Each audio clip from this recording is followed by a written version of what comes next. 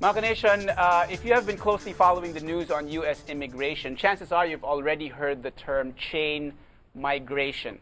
President Trump and others are talking about the dangers of it and possible links between family immigrants and terrorism. Well, the truth, however, Mga Nation, is not nearly so cut and dry. And here to sort of elaborate more on this issue is attorney Eric Welsh from the law firm of Reeves, Miller, Zhang, and Diza. Eric, welcome once again to Double Nation. Thank you for being here. Thank you for having me. All right. Now, before we dive into the discussion of what chain migration is, please, let's explain first what family-based immigration is to our nation. Absolutely. Well, family-based immigration is really one of the bedrock principles of American immigration. Yes. It's kind of at the core. It's one of the core American values, to be honest. It's the idea that someone who is an American citizen or a permanent resident, someone who's going to be here for the rest of their life, should be able to bring family members, especially close relatives, to the United States with them. Family members. What is chain migration, Eric? And how is this impacting the family immigration in general? Well, chain migration is really just a term that's being thrown about by immigration opponents. It's meant to kind of disparage the family-based system. It's kind of a nasty term. The idea that we hear people from the Trump administration and other immigration opponents talk about it as if someone who manages to get a foothold in the country somehow can bring everyone from their village to the United States.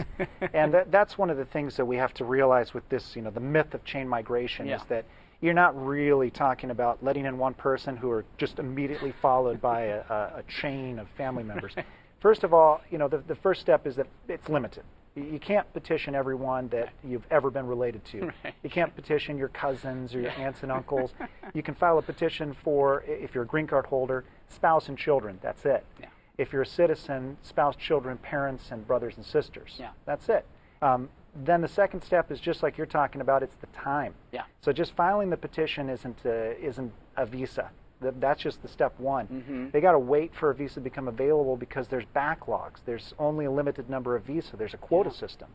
For example, if you're an American citizen and you want to bring in a brother from the Philippines, right now it's a 25-year wait from filing that petition to the availability of the visa. 25 years before brother can come. And that's a U.S. citizen trying to bring in a sibling. And that's not mentioning all the changes, the ups and downs with immigration as well. Yeah, so, who knows what can happen in that time.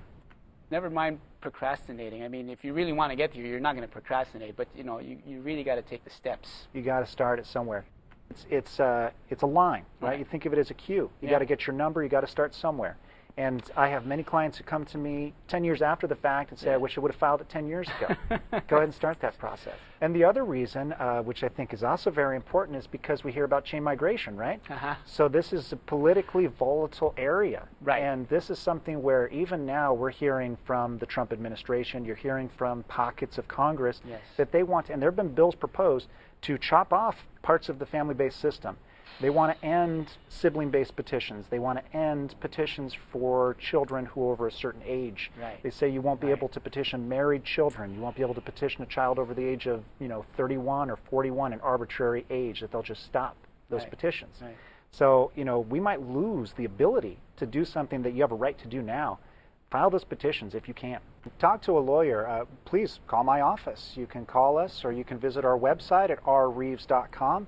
We're happy to talk to you. We're happy to see you in our office. We have offices in California, in Los Angeles, in San Francisco, in Las Vegas. We have an office in Makati. So if you want to come from the Philippines, of course, we're happy to help people who want to apply for a visa at the consulate in Manila.